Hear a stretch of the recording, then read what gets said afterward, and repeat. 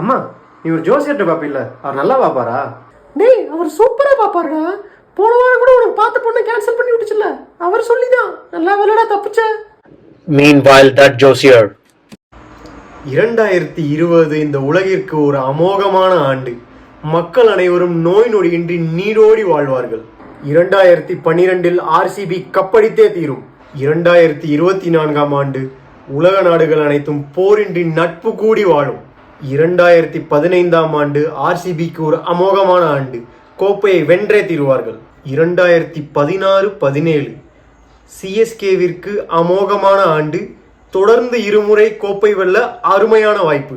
2023 இந்திய அணி கோப்பை வெல்ல பிரகாச வாய்ப்பு. 2019 ஆர்சிபி கப்படித்தே தீரும். இந்தியா உலக கோப்பை வென்றே தீரும். கோலி சிறந்த ஆட்டம் காண்பார்.